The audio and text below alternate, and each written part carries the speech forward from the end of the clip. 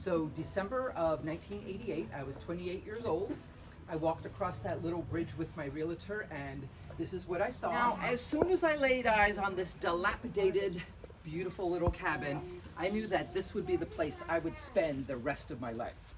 So my closing was the following summer, and I spent that first night here ripping out everything that I could inside the house. There was paneling, there were stacks and stacks of mattresses, there was furniture, but whatever wasn't really nailed down was out the kitchen door in the morning, and it has not stopped for 37 years. It's actually where that shower fountain is currently, but that was actually the main toilet in the house. There was some plumbing, but that was actually the main toilet, which was great. When I was 28, my late 20s, early 30s, I felt like I was at perpetual summer camp.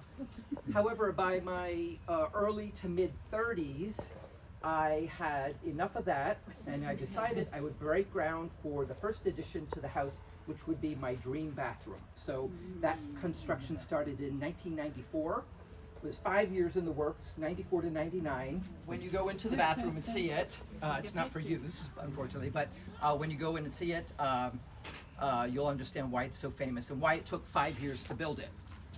So the next milestone was in 2005 when I broke ground for the next edition. So now everything that's up and over, looming over the original little cabin is since 2005. The next milestone was in 2015 when I established a nonprofit foundation. It's called the Parc Atelier Foundation. And the first order of business, we bought that little red house through the woods. It's not across the street, first just one that we straight saw? down, right next door. And that's where we house our visiting artists and interns. So through the foundation, we sponsor college-age art students. Just outside of the city limits of Rome, and it's still there, is a very small, underwhelming amusement park called Luna Park. And it's Park with a C. So very specifically, it's the Italian spelling of park. And that was the inspiration for naming the property not Coney Island, as many people ask. So it's definitely this one amusement park outside of Rome, Italy. Donations and tours are what keep the entire project going. So on that day when that does happen and the foundation takes over, I want everyone to find this. It's up on level 3, which is in the back of the house. Set into the floor is a wooden box about half the size of this, with a thick piece of glass in which my ashes will be someday. So I will literally be here in perpetuity as one of the museum displays. So that's ultimately, I asked one of my younger assistants if he would be the custodian of my ashes, and he said absolutely, but he's about 30 years younger than me. So I told him, if I live to 106, which is my goal, he's going to be in his mid-70s. But he's prepared for the challenge. Are you designing your urn? What's that? Are you designing your urn? Well, it's not an urn. It's actually it's a wooden box, and I'll actually be on display. So my ashes will be inside of it. So I also come from a long line of artisans. So for many, many generations, I came from a line of carpenters and masons, seamstresses, chefs, and fun, kooky thinkers on both sides of the family. So that's really where I got my foundation for skills.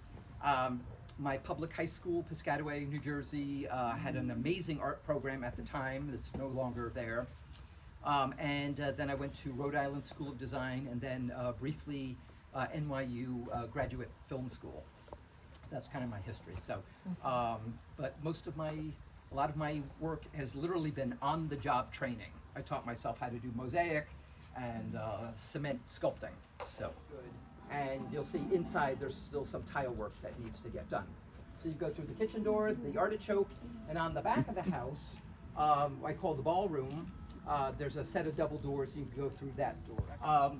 The roof deck is open. The access is not great, so if you're feeling adventurous and limber, the roof deck is spectacular. And my limit was 25 cents. I wouldn't spend any more than 25 cents, but they were very abundant. And then over the years, I started putting bowling balls on my wish list, spirals around, and 7-pointed stars. Right, sir. And he was from Vienna, born in like the 1920s. And he was a multimedia artist. He was painter, architect, ceramist, and built amazing, crazy buildings in Vienna and around Germany, and then in also New Zealand. And we also share the same birthday, December 15th. Language is it? That is Tibetan script. It translates the jewel in the heart of the lotus. It's a universal Buddhist mantra. So Om Mani Padme Hum. So with the addition of the other house, it's 8.5 acres. Around the world, there's a whole kind of a network of us who have kind of customized our homes.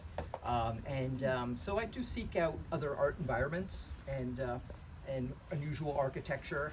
So I'd say that's probably my most, and a good market. One of my favorites was traveling through Morocco and going to the old markets in the Medinas. So the house is actually filled with artifacts from all over the world.